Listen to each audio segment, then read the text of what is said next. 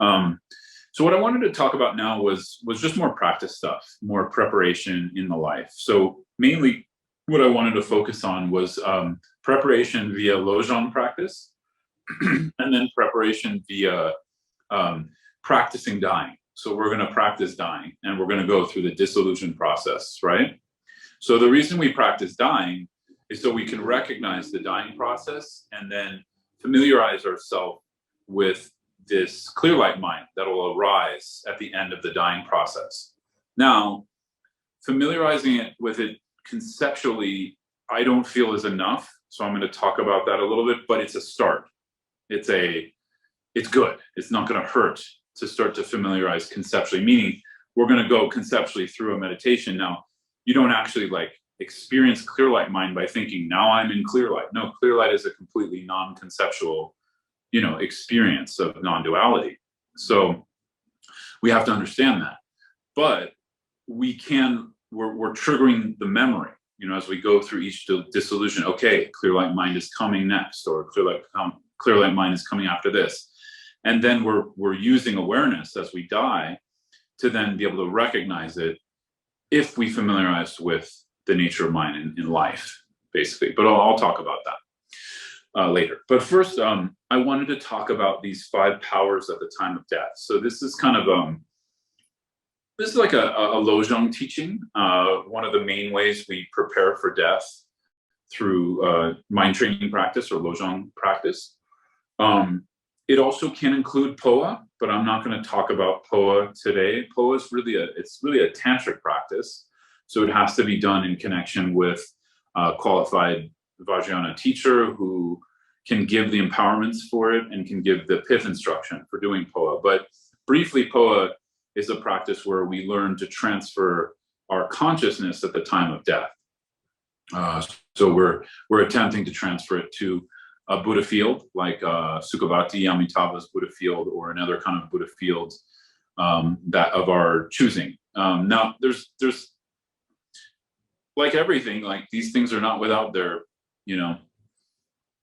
difference of opinions, meaning that, Sukhavati is a place that we need to cultivate the causes to be born in, meaning like mainly ethics and of course, Buddhist practice, shamatha and vipassana. But it is a place where you can be born as a non-enlightened being, like or a non-realized being, meaning like you don't have to have realized emptiness to take birth there. But they do say that aspirational prayers and conduct are what really matter for being born there. Meaning aspiration means we're familiarizing our mind or aspiring towards Sukhavati. And there's lots of traditions of Buddhism. This is kind of their main practices. When we talk about, for instance, in China, they practice 2 forms of Buddhism, 2 main forms, Zen or Chan, and Pure Land Buddhism. And Pure Land Buddhism, a lot of it revolves around Amitabha and making aspirations and making preparation to be born there. So in Buddhism, aspirational prayers are powerful. They're a very powerful means for activating our future. And so we take advantage of them also for that kind of thing. But of course, if we also don't align our conduct with that, meaning, practicing non-harm, trying to keep our commitments and vows well, if we don't do that, we're not going to have the seed for being born in that realm. But there is this view through tantric practice in Tibetan Buddhism that we can transfer the consciousness through, it's basically a yogic technique. So POA is it's a subtle body practice where we transfer the most subtlest aspect of mind via the wind energy. And we basically shoot that out of our body, attempting to land it in Sukhavati. But also there's a lot of aspirational prayers and sadhanas and things like that involved with POA practice. But it is a physical yoga practice. So that's to be kind of done in combination with other tantric preparation, receiving tantric commitments and vows, taking initiation or empowerment through a qualified teacher, and then learning the practice and the pith instruction, right? But it's something a lot of Tibetans do. It's sort of one of those practices that kind of became popular amongst the laity. So like, you know, you would have people who maybe weren't educated in philosophy, but knew Poa. And actually, there's a lot of examples of people gaining a lot of experience over Poa. Like, you know, one of the signs of experience is kind of this part of the skull becomes a little bit soft and a hole develops there. So many people can experience that in a short time, doing like, let's say, a 5 or 7 day retreat on Poa. But there's things around that where you don't want to do a lot of that before you're at the time of death, right? So it can also create life obstacles because you're messing with the energies in the body. But nonetheless, Poa is also a very valid technique, you know? There's some doubts of like, well, how can you be born in Sukhavati if you didn't create the causes? But Poa is also part of those causes. So I think it's a valid method. But nonetheless, we're going to talk about these 5 powers more from the perspective of Lojong. And so I'll just name them and then we can kind of go into some detail. So I think everybody is hopefully familiar with Lojong. You know, Lojong is any kind of mind training where we're exchanging self for other. We're training in reducing the small self, basically in recognizing the small self, or, you know, being centered around our selfishness or self-centered cherishing is harmful, that it hurts our Dharma practice. We're not able to, you know, we're further away from emptiness. We're further away from developing bodhicitta. And so Lojong is a practice to sort of remedy that. And so often Lojong, you know, gets, how do you say, like compartmentalized into either tonglen or slogans of Lojong. But actually Lojong is it's just a whole corpus of Dharma.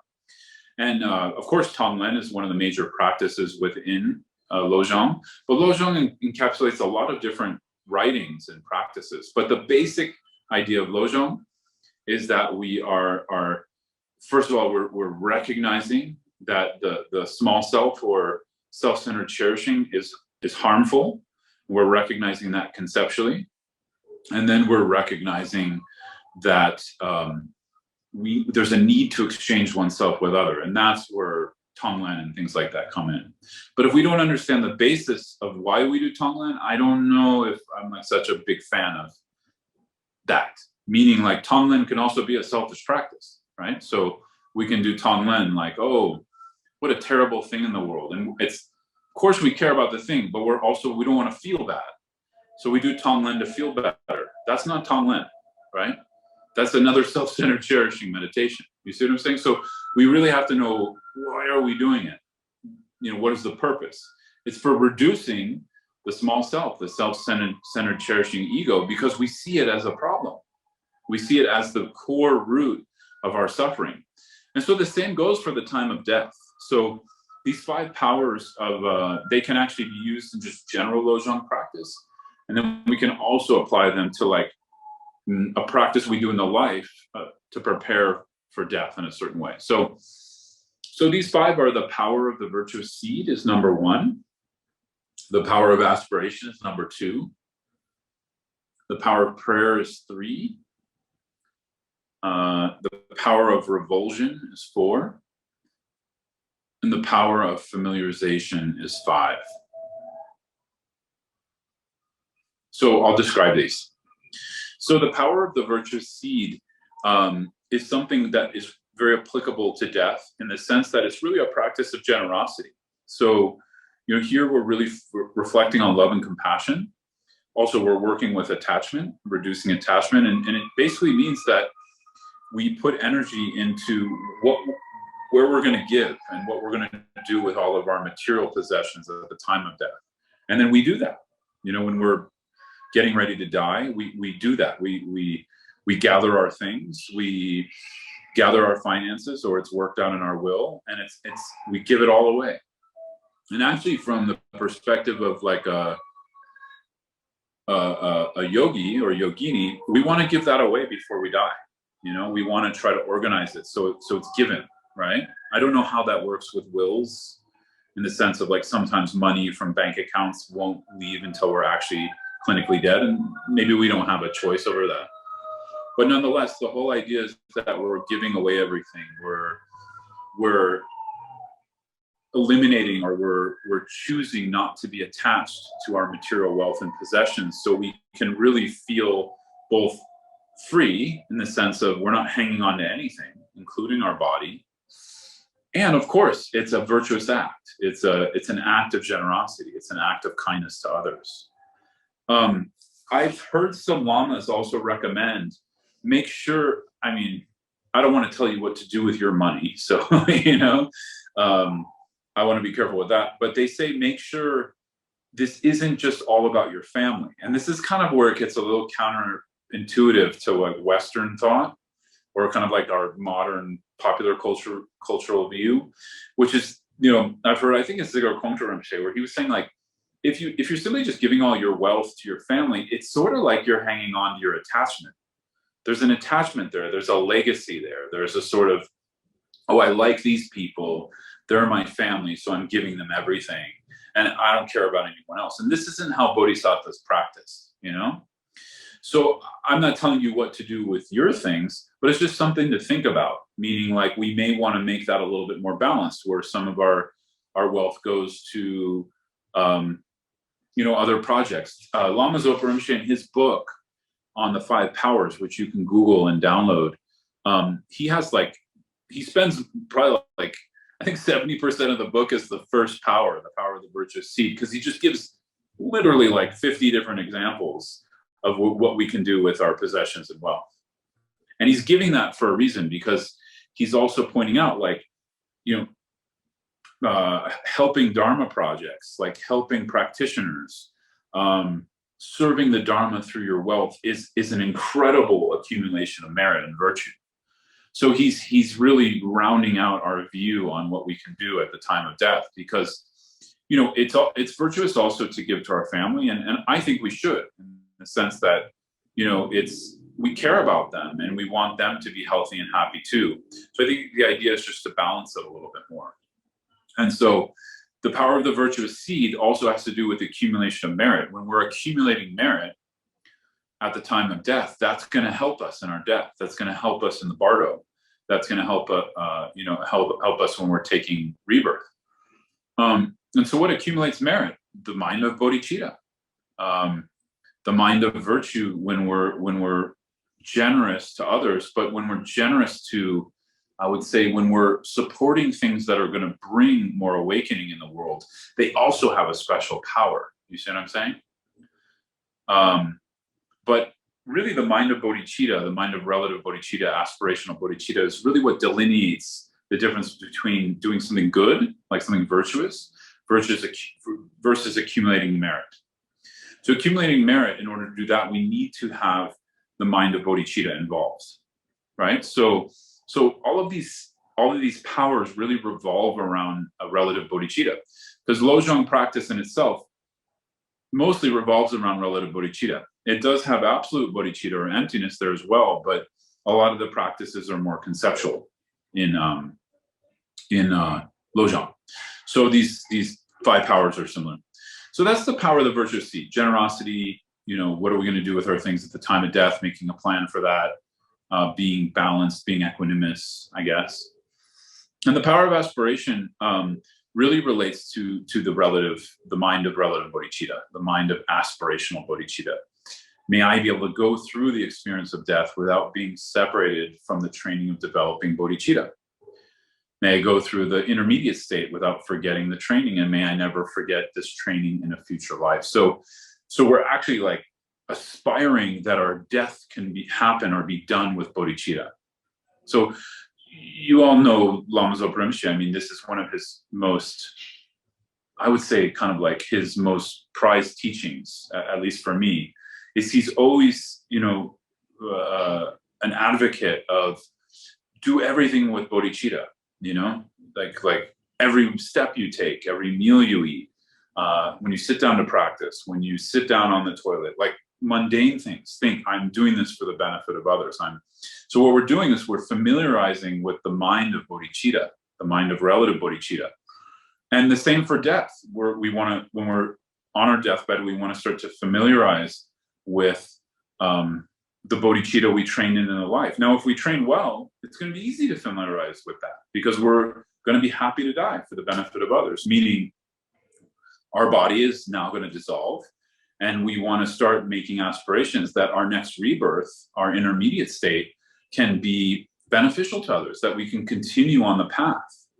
Our rebirth does also depend on aspiration. It depends on karma and merit, but if we're aspiring to, we want to aspire for another perfect human rebirth so we can keep practicing the Dharma.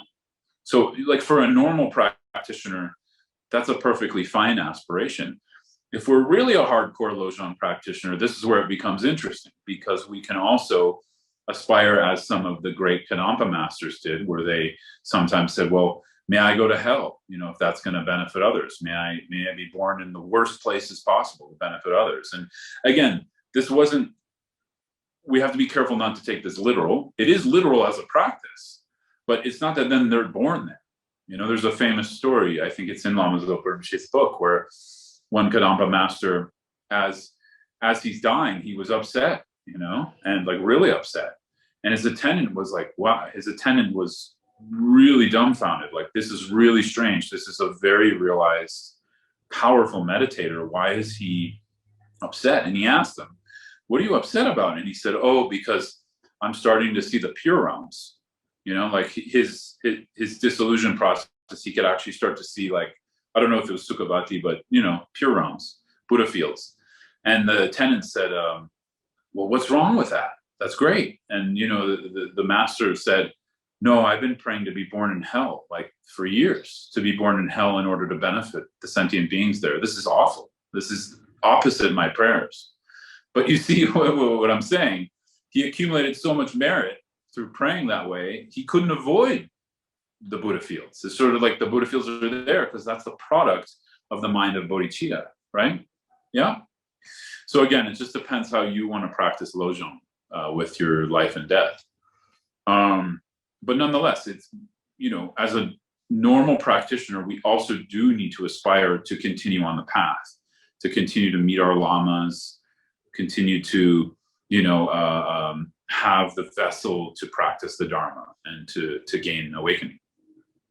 So next is the power of prayer. And this is a little similar to the aspiration, but it's slightly different in that here we are aspiring or supplicating that, that we can go through the experiences of death while training in bodhicitta, right? So the power of aspiration is more like, may I die with bodhicitta? And then the power of prayer is that we can actually like enable it. Let me see here.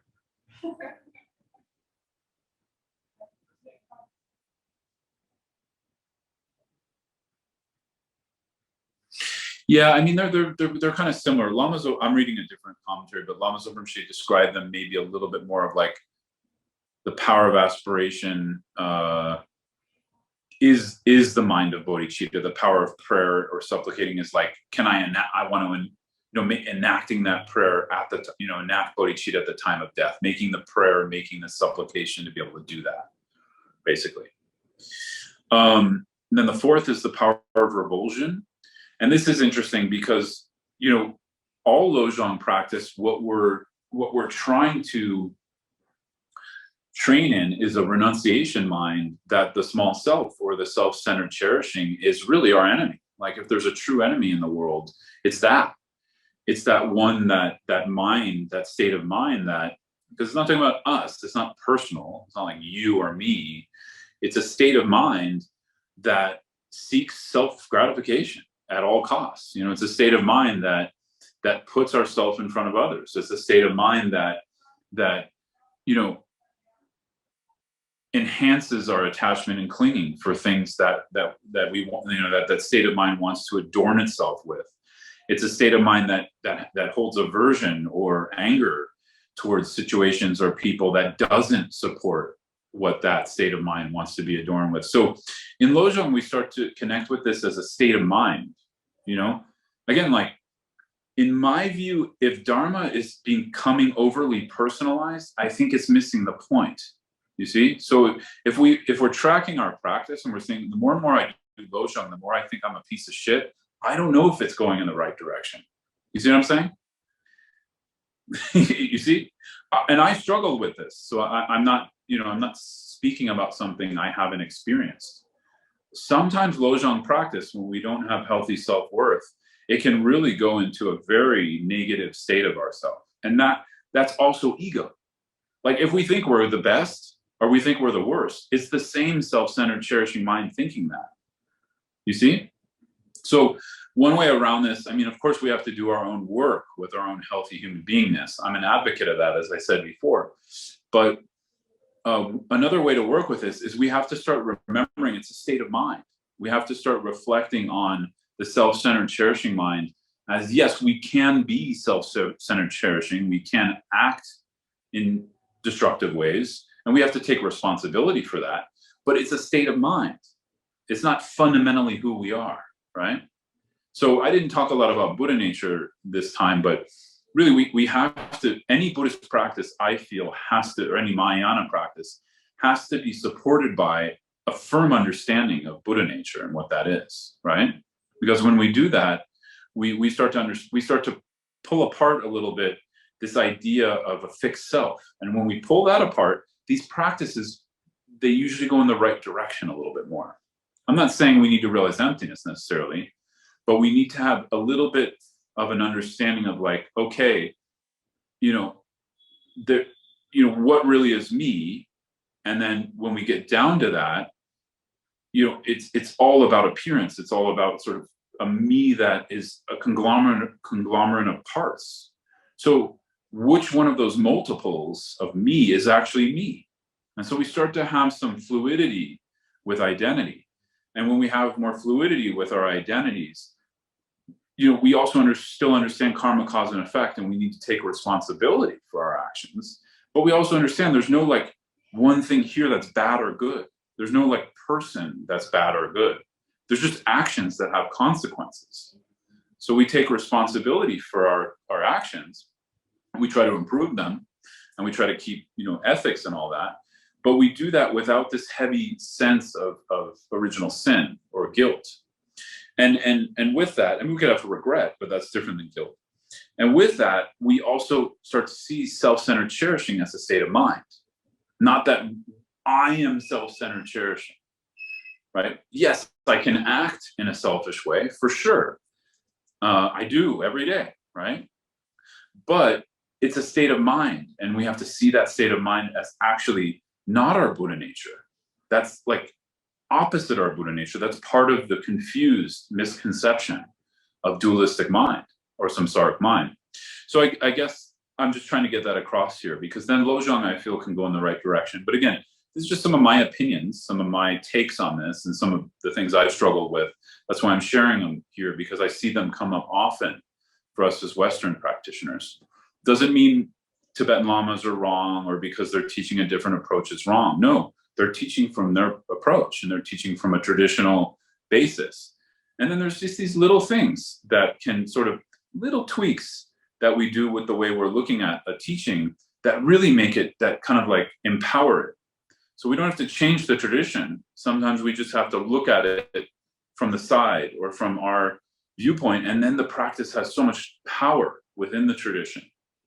I think there's kind of two extremes here that can happen. One extreme is we abandon the tradition because we think, well, this doesn't work for Westerners because we're different and blah, blah, blah. And, we need to transform the Dharma or whatever. That's an extreme. The other extreme is, I'm going to try to do this like Tibetan people did it 4 or 5 or 1,000 years ago, and it's going to work the exact same. That's a little bit, I don't even know Tibetans who do that nowadays. You see what I'm saying? Because Tibetan bodies are becoming, they're modern, they're in diaspora. So like a Tibetan who lives in Queens, New York, they have a closer experience to us than someone in Kham, 100 years ago. You see what I'm saying? So, but it's not that we have to change the Dharma. We just have to understand our perspective and how to, where are our blocks to actually meeting it. So sorry, tangent, but whenever I talk Lojong, it's important for me to talk about this. So the power of revulsion is just connected to that mind state of wow, this self-centered cherishing mind is terrible. I really don't want this anymore. And we when it's connected to death, we try to recognize that at the time of death, that's also a problem. If we are obsessed with ourselves, if we're obsessed with our own fear, with our own, attachment to losing our body, or aversion to losing it, that's a problem.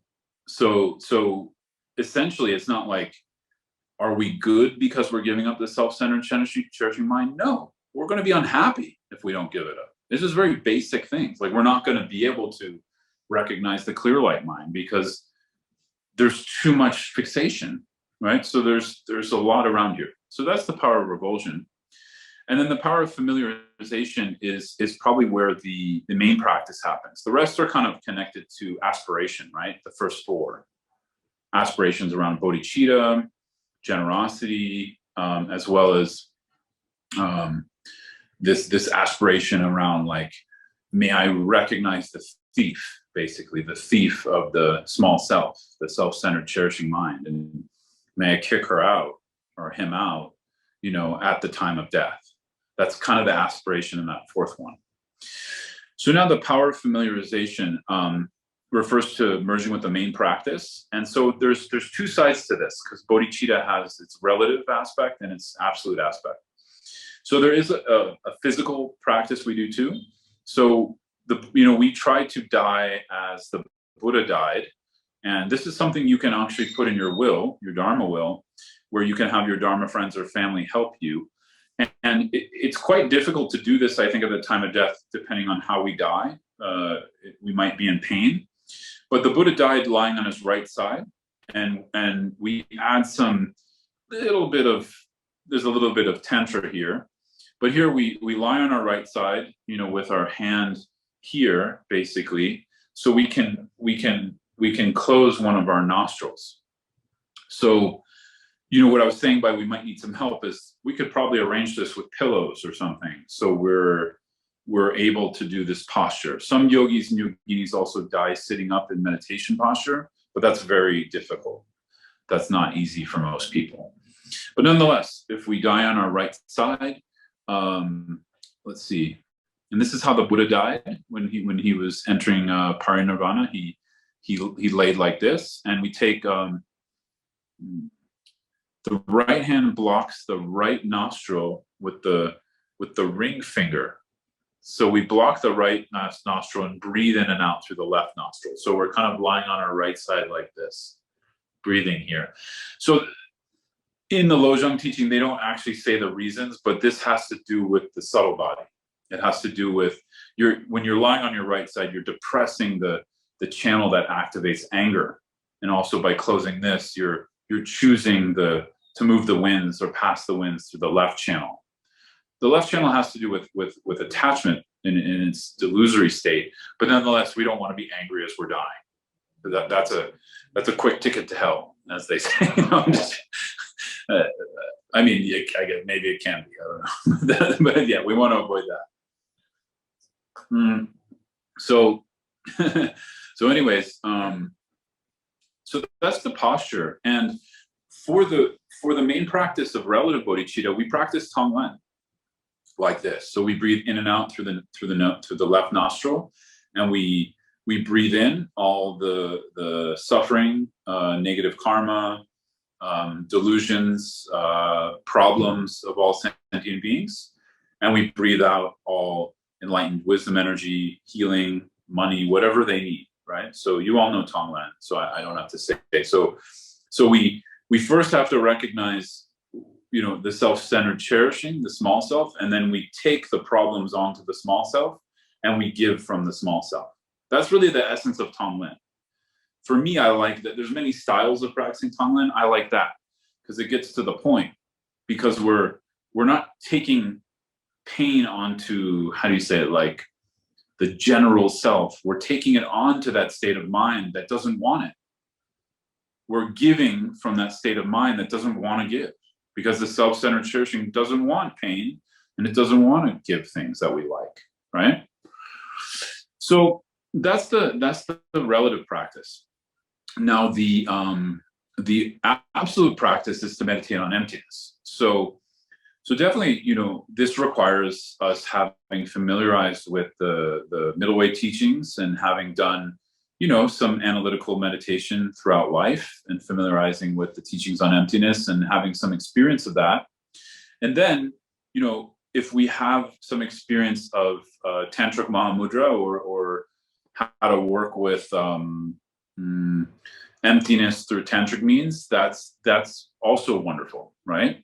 But the whole idea here is the clear light mind is that nature of, you know, clarity, emptiness. And so when we're familiarizing, we die in the mind of emptiness, we're going to have more ability to recognize the clear light mind, right?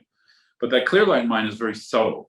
It's not emptiness as an image. So when we train in analytical meditation, actually what we're training in is an image of emptiness.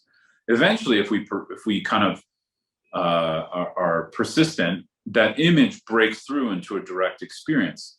But usually most Tibetan practitioners rely on tantric means for realizing emptiness because they're more direct, because they bring clear light mind out. Because clear light mind is not an image.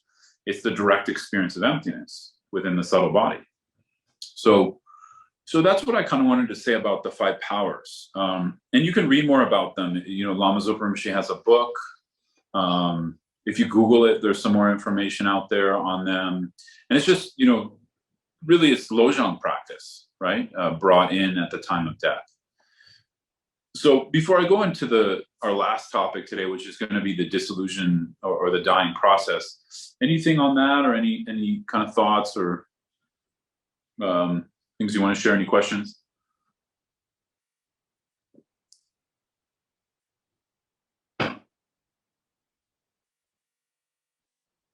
I'm curious, any thoughts or questions on my personal opinions? Because I think this is useful to discuss as Western practitioners.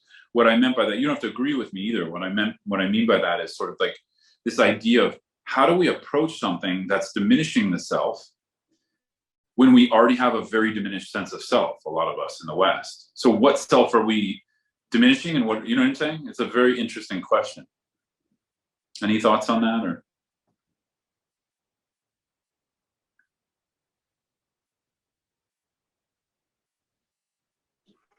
Yeah, Scott, I'll share. I know with the Tonglen is the taking of you talked about the small self and taking of the small self suffering and giving back the small self happiness. And I've also understand it to be when you're taking on the suffering, it's to try and, as Venerable Rubina would say, put the atomic bomb on your self-cherishing. Yes. So, exactly. And can I assume that that's the self-cherishing is also what you're referring to as small self? Yeah, exactly. That's what I'm using those two interchangeably: self-centered cherishing and small self. I like small self because it's a nice self-centered cherishing is kind of a big set of words, and and everyone, when I say small self, they know what I mean. That petty kind of like grippy, greasy, clingy, self. And yeah, Ziglar Kongtrul in his book on Lojong, he uses small self, so I'm pulling it from there. But yeah, self-centered cherishing, same thing. Whatever works for you as terms. Yeah, and I think we have to understand, like, the self-centered cherishing aspect of our mind is not who we are. You see what I'm saying? Like, it's not fundamentally what our nature is. That's what I'm saying, essentially. And when we understand that, it's actually much easier to do the practice. It goes in the right direction, but also we do have to make sure the practice hits home. Like, in my opinion, if we don't feel uncomfortable from Tonglen, I'm not sure what's going on in the practice, personally. For a long time, I felt comfortable with Tonglen, and then I started to really get some perspectives on it that were more, I got perspectives on it as being actually more of an advanced practice than what we actually think it is in popular Buddhism. And I realized for a long time, I wasn't actually practicing it correctly. And what I mean by that is like, I was trying to feel comfortable through it. And I don't think that's a bad thing, but it's not Tonglen. It's something else, right? So like, if someone's using Tonglen to soothe themselves, I think that's okay. Like, I'm all for like, hey, like soothe yourself, but it's not Tonglen. I think Tonglen should make us uncomfortable. Meaning, and if it's not, we have to look at how we're doing the practice. Meaning like, there's certain things I really don't want, right? Like definitely, there's things in my life I really don't want. If I'm not bringing those into the practice, it doesn't become uncomfortable for me. You see what I'm saying? Right? And there's certain things I don't want to give away. And those change over my life. Like the things of my 20s, maybe it was like easier in my 20s to do. Yeah, that's it. In my 20s, doing Tonglen was like, oh, this is so easy. It's because I was 20, 25. I was like, I didn't know anything. You know what I mean? Like, it's, oh yeah, no problem. Like I can take on people's cancer. No, like that's a big fucking deal, Like now taking on someone's cancer, wow, I'm super scared of that. Because it's actually a possibility for me, as I age. So things like that. So it's challenging. That's why I feel Tonglen, we have to almost like step into it. We don't have to go to the most intense form of doing it, but we have to realize what it actually is. And then we prepare ourselves for that, stepping into it. Sorry to scare everyone if I did. But yeah, I guess I'm always concerned, like, what's going to help us to really grow in our Dharma practice? That's really where my concern comes from. It doesn't come from the need to be right or correct or authentic. I think those are all a little bit bullshit, Like when I noticed in my attitude, oh yeah, like a little snooty, like, yes, this is the correct Dharma. No. That's, when I see people doing that in Dharma centers, I'm like, oh, nice to meet you. And then I run to the other side of the room. It's very stinky. It's not a nice way to be a Sangha member, being judgmental and snooty about Dharma. No, but understanding like, well, what are we trying to do here? And what are we trying to bring about?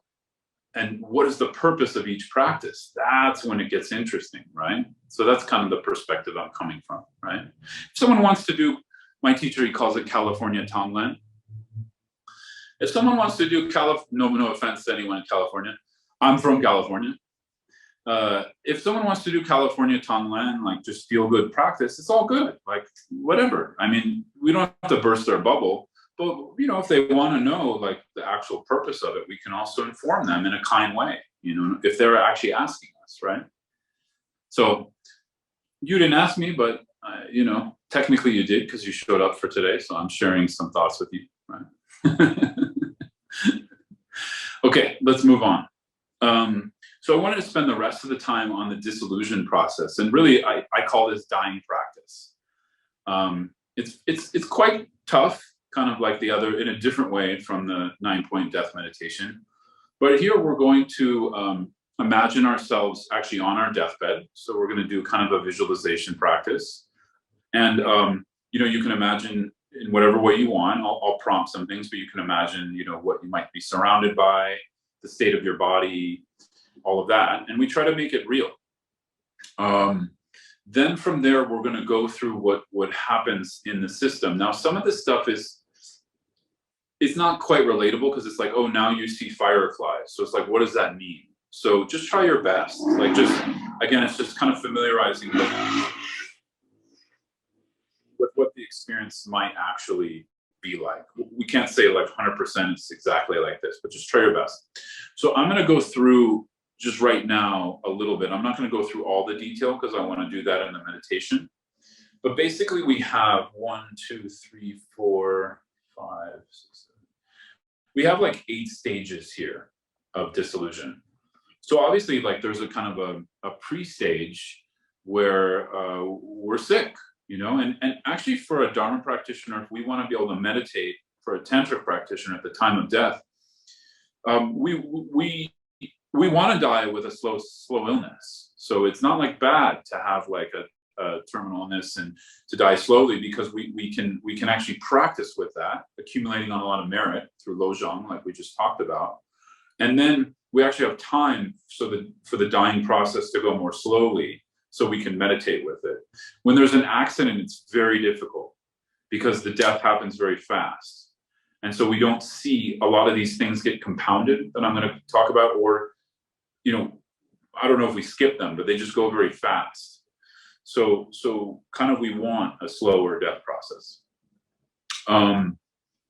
This brings in another practical thing from Pam's question.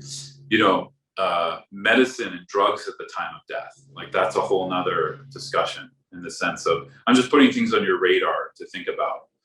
I think dying without pain medication is pretty hard for most people, but we may want to set something up with the doctor where it's a minimal amount, so we can, if we really want to meditate with death. But that's really your choice, and your, how you work with pain. But I've heard some teachers, lamas, say that, like, minimize the pain medication so you can stay with, so the mind is alert, basically, right?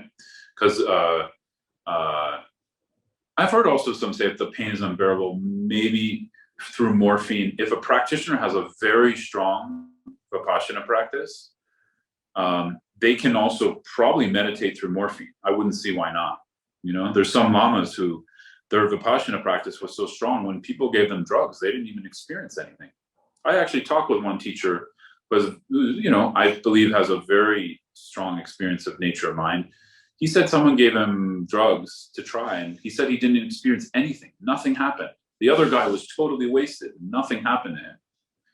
And again, this was him. If we want to talk, I don't want to get into trouble with ethics things, but this was him actually just trying something different to see how his mind reacted. Sometimes practitioners will actually challenge their realization, right? So he was kind of doing that. And I was surprised. He said, no, I didn't. My mind didn't change. The realization didn't change. So maybe morphine wouldn't do much, or any, depending on our practice level. But that's something to think about. So the first dissolution is the earth element. This is where the power of the body becomes more weak. And all of this you can read in Karen's book, the one I recommended, the Long Rim Outlines. So you don't have to take notes. You can just download that and you'll have it. This is essentially where we start to lose the power in our body, the strength. We can't open and close our eyes at that point. And there's some internal sides, which I'll go into in the guided meditation. Then what comes next is the water element starts to dissolve. And this is where our body actually starts to dry up on a physical level. Our mind starts to change as well. And our hearing actually, eventually when the water element dissolves completely, we can't hear anymore. Then next is the fire element in the body. And when this loses its power, we're not able to digest food or drink anymore. Our sense of smell also dissolves. And then this dissolves into the air element, which is where when the air element completely dissolves, this is where we're clinically dead. So the breathing stops at the end of that, right? From a Buddhist perspective or a Tantric Buddhist perspective, that's not the end. That's just sort of, the physical breath ceasing, right?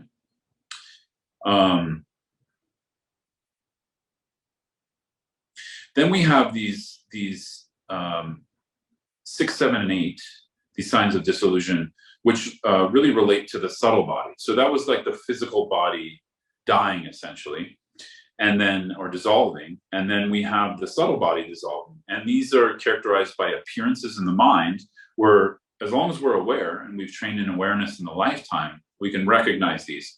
So one's called the white appearance, which is supposed to be, a very vivid and bright white light. The next is called the red increase. And so the white kind of dissolves into this red increase appearance, which is a very vivid, like vacuity filled with red light. Then that dissolves into what's called like the black near attainment. And this is where most meditators, even if they're able to stay aware until that point, they faint at this point or lose awareness or consciousness. The black near attainment is similar to fainting. So basically, it's blackness in a sense of a vacuity with nothing, no light, But at the same time, there's this element of like, it's easy to lose awareness. So a lot of yogis who are training in tantric meditations on nature of mind, they're working with the state in sleep, where they're trying to recognize this moment where there's being awake, and then there's kind of a blackout similar to the black near attainment before one falls asleep fully. And so some yogis say when they can recognize that moment, definitely they can recognize the moment in death. So there's some, like, I guess what I'm pointing out here is we have an amazing lineages here. Like, there is sciences for how to do this, right? So it's good news. Like, if we persevere and, you know, request and bug our teachers for teachings and practice, this is possible for us, right? So I just want to say that. But nonetheless, if we familiarize with the mind of clear light in the lifetime through tantric means, through meditation, tantric vipassana essentially, then after the black near attainment is the mind of clear light, right? And so we can recognize that if we familiarize with it in the time of life. And so even if we do block out in that black near attainment, there's still a chance to recognize clear light nature of mind, because we're tracking the whole thing up to that point, because we have awareness, we're conscious up to that point. Now, when clear light mind dawns, it's complete, you know, nature of mind. It's completely a non-dual experience. So there's not like thinking at that point. Thinking, the conceptual thinking mind is dissolved. But what there is this clear and knowing aspect of mind. And that clear and knowing aspect of mind can recognize its nature. And that's what we're doing in, for instance, in tantric practice, through either manipulating the subtle body through yogic techniques, or in Mahamudra or Dzogchen, we're engaging certain practices to be able to do that in the life. So this is where it's really important to train in these practices in the life, because it prepares us for the death, right? But nonetheless, let's go through a guided meditation now on this, and it's useful also because we can train the conceptual mind in recognizing these periods, right? So go ahead and find a posture that feels good to you.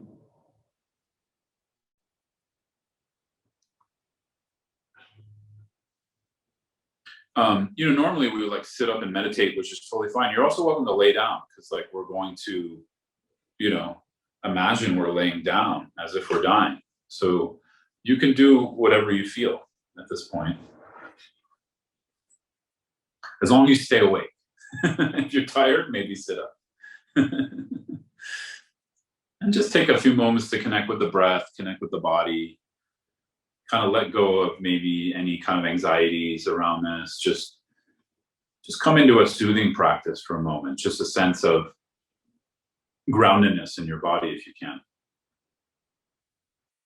via the breath or via feeling your feet touching the floor below you or the cushion below you, the weight of your body.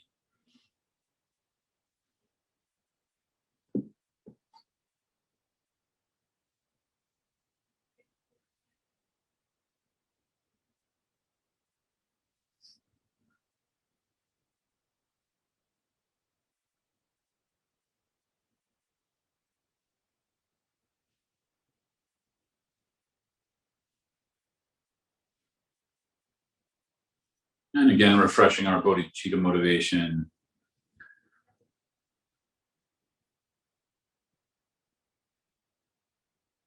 Due to this practice of practicing dying, may I attain awakening for the benefit of all beings.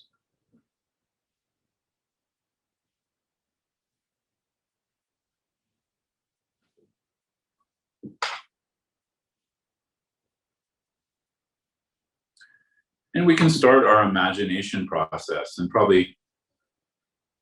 this is probably the most emotional part of the practice, I've noticed, for me at least, which is, you know, really imagining myself on my deathbed.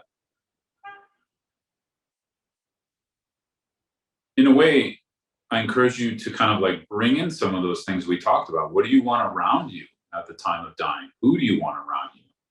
Or do you want no one around you? You can do this as a practice of imagination too, which might help your Dharma will. What kind of shrine You know, where do you want any music playing, or do you want quiet?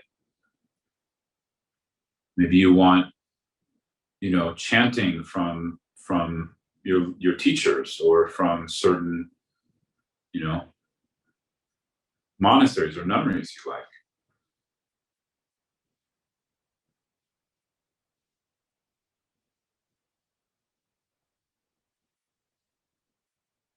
And at this point, you know, it's very clear we're going to die, and we're getting ready to do that. We've been ready. The body's weak enough that we can't move much. Our eyes are closed, and there's so much heaviness in the body, it's impossible to open them. And so we're getting ready for the first of the dissolutions, which is the earth element dissolving.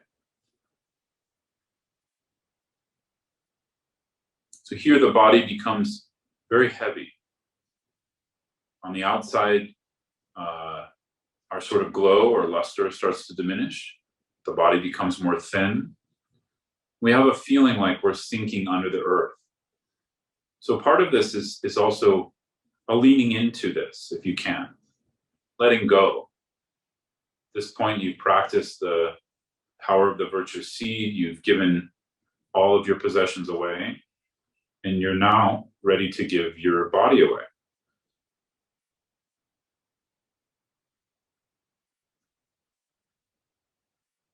So the internal sign we start to experience is an appearance of mirages, similar to how in the desert, you know, this illusion of water.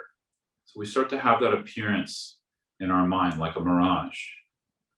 Again, it's not literal, but just imagine that as best you can, and just remember, yeah, this appearance of a mirage-like appearance is coming soon, so you're ready for it. And this process can be slow or fast. It really depends on the person. There's no set timing for this. But just for the sake of our meditation here, we're going to move on to the earth element dissolving into the water element. And when the water element loses its power, the body starts to dry up a lot more. The aggregate of feeling absorbs, so we can't actually sense through our sense of touch or our tactile senses.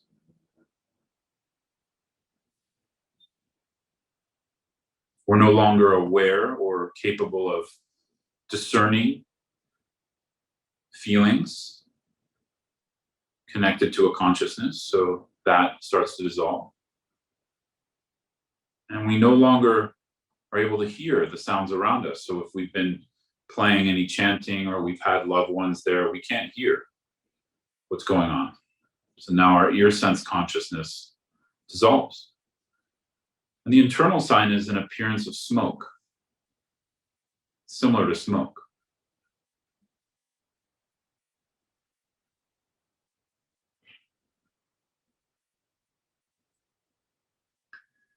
From there, the water element dissolves into the fire element. So at this point, the discrimination quality or the discrimination aggregate absorbs, and when we're no longer mindful or discerning of, you know, close people, their names, who they are, we start to lose those qualities of being able to discriminate. We can't remember their names. We start to lose some of that way of remembering or familiarization. And then here the nose sense consciousness dissolves, and the inhalation becomes weak, and we can no longer smell.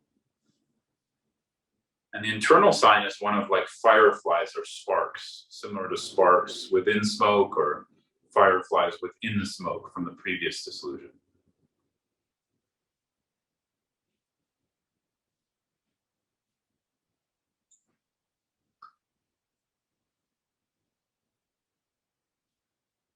And then the fire element here dissolves into the air or wind element.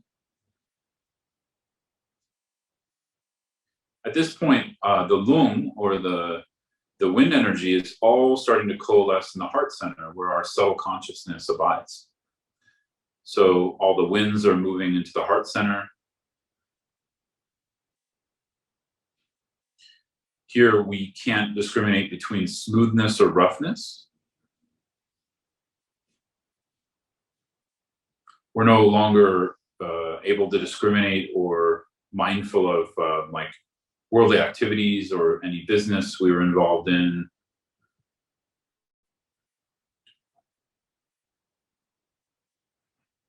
The internal sign is like a candle flame about to go out, like a sputtering light.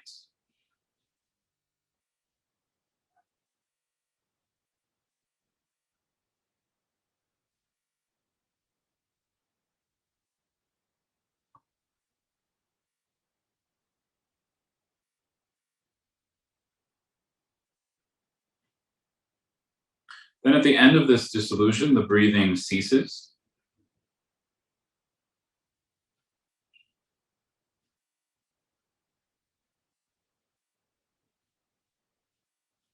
And then all of the winds begin to dissolve into the central channel in the space of the subtlemost mind in the heart center.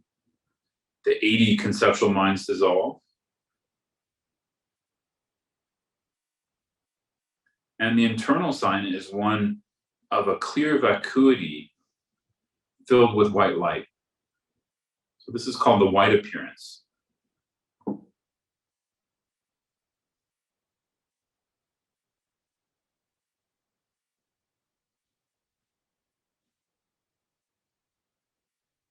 From the white appearance, the winds continue to dissolve into the central channel. So they've been dissolving into the lower gate, or the channel at the base of the spine, and they're now in the central channel. And the white appearance begins to dissolve into the red increase, which is a vacuity filled with red light.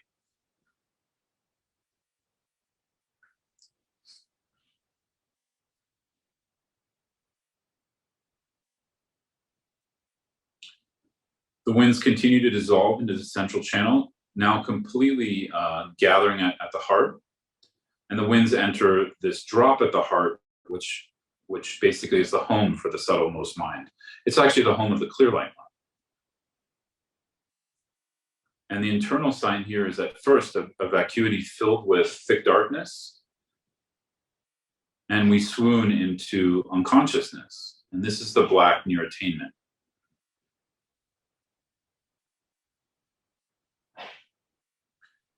And then finally, all the winds dissolve into the very subtle life-bearing wind in the indestructible drop at the heart. And at this point, we experience the clear light nature of mind, which is our own Buddha nature.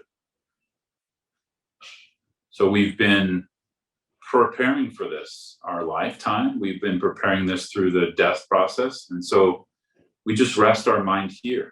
We unite essentially with our own nature.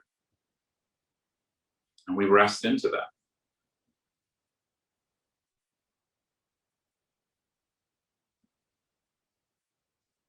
And so we try to focus or abide on this clear light as long as we can.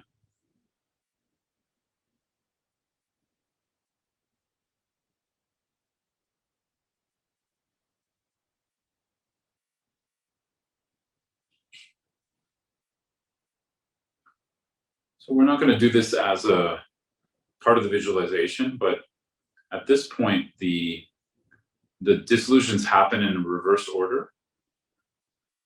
And then we start to go into the bardo of becoming.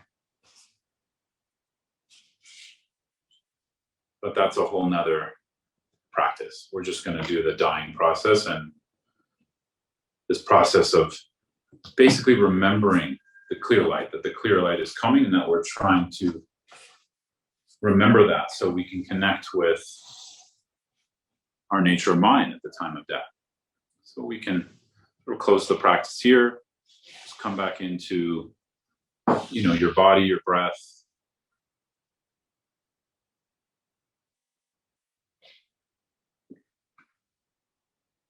this clear light nature of mind is often, we call it the mother clear light. And the reason we do that is that the son or daughter clear light is the one we train in in the time of life. And the mother is like the home or the progenitor of the son and daughter. And so at time of death, the son and daughter meet the mother. It's very beautiful imagery. Beautiful analogies. And you can also see the connection to, when we say prajnaparamita, or the wisdom gone beyond, it refers to, we sometimes call the emptiness the great mother, being the mother of all the Buddhas. All enlightened beings are possible because of emptiness. So that's why we use this imagery of the mother. Okay, so how was that? We have 10 or so minutes. We can do some Q&A and close today. How did that go for you all?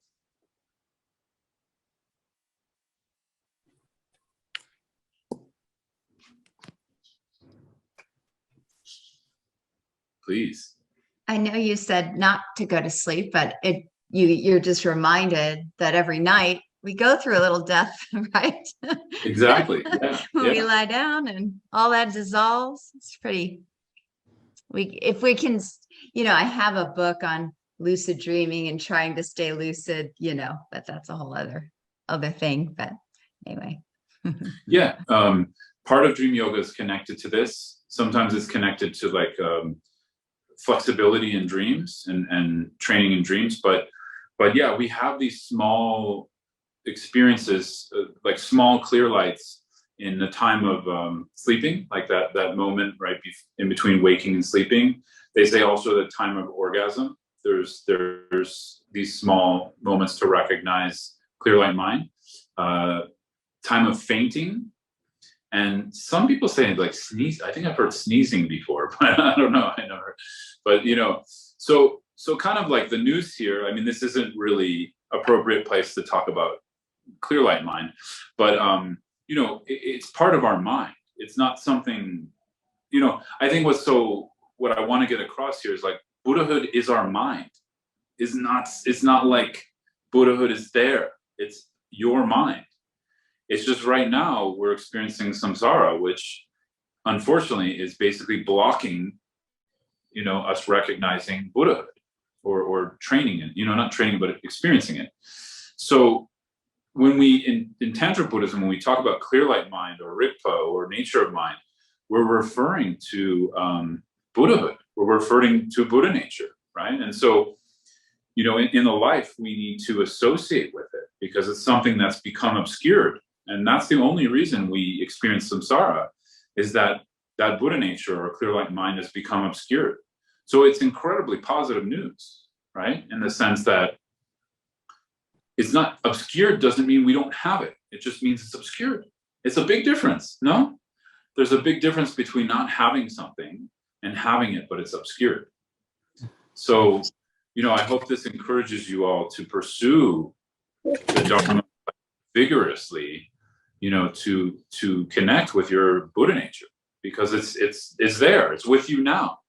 It's sort of just like we have to find out through practice what's obscuring it, right? We have to unobscure it. So the time of death, we experience it. That's one of the positive things. But the sad thing is the majority of sentient beings didn't train it in the life, so they don't recognize it at the time of death. They do have like auxiliary experiences with it. That's why you can see death experiences. Sorry. Oh, I think you're unmuted there. Death experiences are vast. Some people have a lot of fear at the time of death, but some people have incredible bliss and incredible openness. This is connected to clear light mind. It's not clear light mind, but it's connected to the expressions of it. Clear light mind is nothing whatsoever. It's not like a thing, It's emptiness, but it's emptiness with the clear and knowing aspect of mind being unified with that. But practitioners, we need to unify that in meditation in the life. Sorry, I'm getting carried away, sharing too many things. So Well, just before we close, so anything on your mind? Any questions? Any kind of doubts or anything we went into, but you wanted to hear a little bit more about? Yeah, Barbara. A question that I have about the dissolution of the body. I would think that the rapidity of that is determined by whether it's a traumatic death or say a death from cancer. Is that correct? Yeah, that's what I was saying. Yeah, is like with a traumatic death, it happens very fast, so we're not able to recognize it for the most part. Okay, and that's the dissolution of the body. And then when the mind starts dissolving or whatever, is it also, does that matter, the type of death, whether it's traumatic or not? I know it would matter if you're the level of practitioner that you are. Is that correct? Yeah, it really depends on the level of practitioner. So that's the variable there. Yeah, exactly. Like, so if someone's very familiar with clear light mind in meditation, I don't know if it matters too much the death. But again, there's a big range of what familiarity means, right? If we have no familiarity at all, I mean, it's just going to go very fast, right? I mean, for most people, it goes very fast. Yeah. I mean, sorry, not fast, but the clear light mind just comes and goes. They don't, they're not able to abide in that. Yeah. Okay, thank you. Yeah, good question. Sure, Pam, yeah.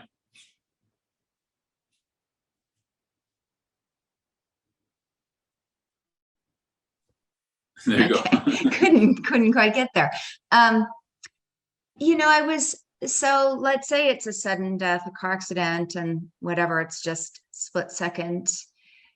If you're, this is what I try to practice just in my very, simplistic way, beginner mind, but just compassion. Like if you can have just a flash of compassion in that Sure. moment, Yes. that's of great benefit.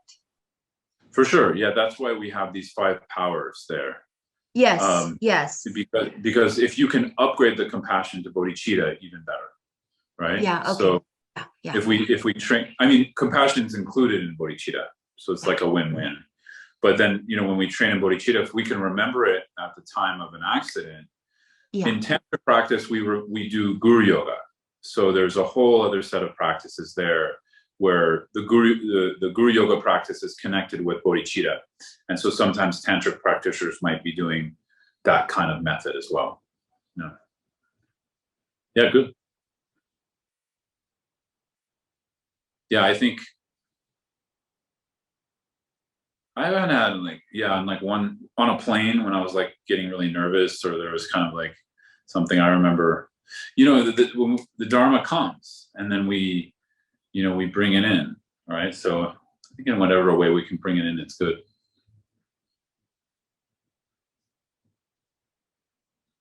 Anyone else? Got a few minutes.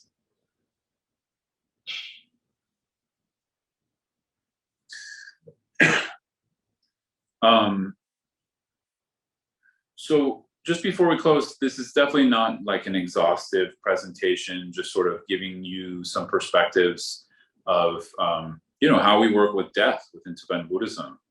The main thing I wanted to leave you with is really, the main training is in bodhicitta. And when I say bodhicitta, it means both relative and absolute bodhicitta. So the main thing is that. And in order to train in bodhicitta, we need to train in awareness. So the main thing is training this aware capacity of mind in meditation. And so, when we simplify all of this, because Tibetan Buddhism has a lot of different practices, and it can kind of seem like, oh, there's this thing and then that thing. They're all a thread of awareness. If we're training in awareness, we know how to train in everything. And so they all become a thread of the mind being able to open its capacity for warmth, connection, altruism, and basically knowing itself. We have to know ourselves. And if we know ourselves in the life, we're going to be able to know ourselves in the death. That's really the point. know ourselves like not just, oh, I like this kind of milk in my coffee, or non-dairy milk, not that kind of knowing ourselves. I mean, that's good too, but really knowing our mind. The key point in Dharma practice is we have to know the mind, right? And the key point is knowing the nature of mind, right? And so that's where I would kind of leave our discussion today. If we know the nature of mind, we're going to be able to die well, because the nature of mind is that clear light nature. And that's suffused with bodhicitta, right? That is bodhicitta. So thank you all so much. I really enjoy this. I did something before on death, on the Bardos, I did a thing, but I don't think I've done one like this, putting together like different aspects of how to prepare for death. So this is really fun for me, and good and powerful. If you want to connect with me, I'm going to put my website in the chat. Feel free to check my website out. I got a bunch of free resources on there, a bunch of Dharma talks, podcasts, a bunch of articles and writings. And if you want to sign up for my newsletter, it's on there. And I send out regular content and stuff like that. But yeah, I think we can dedicate the merit now. And let me put that in the chat so you don't lose that. There. There's the website. So if you want to copy and paste that. And Shayla, do you have the dedication? Yeah, cool.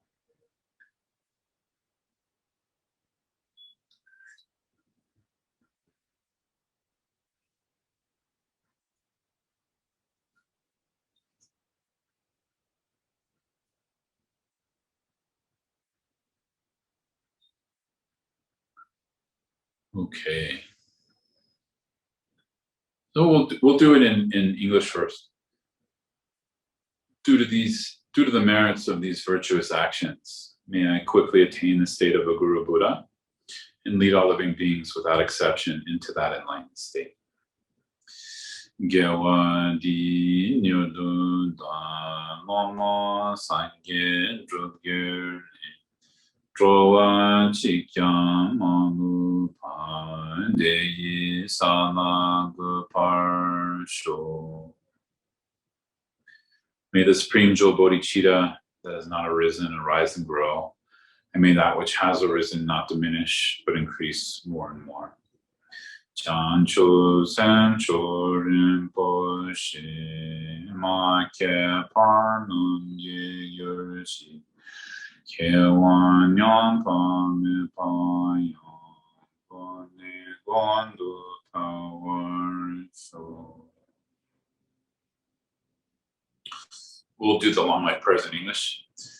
You who uphold the subduer's moral way, who serve as the bountiful bearer of all, sustaining, preserving, and spreading Manjunath's victorious doctrine, who masterfully accomplish magnificent prayers honoring the three jewels, Savior of myself and others, your disciples, please live long. The wish-granting, wish-fulfilling jewel, source of every single benefit and happiness in this world, to the incomparably kind Tenzin Gyatso, I beseech, may all your holy wishes be spontaneously fulfilled. Venerable One, to you whose kindness exceeds that of all the conquerors, for those wanderers in far-off places, especially the West, mindful of your loving concern for us in intentionally descending again into a family of a far distant land, we make this request, O Lama, please live long. Beloved teacher, leading your students toward wisdom and compassion, explaining through exacting discernment the steps of the graduated path, you are the unequal guide. Please live a long and stable life. Okay, thanks so much, everyone. I appreciate you joining today. Feel free to reach out anytime.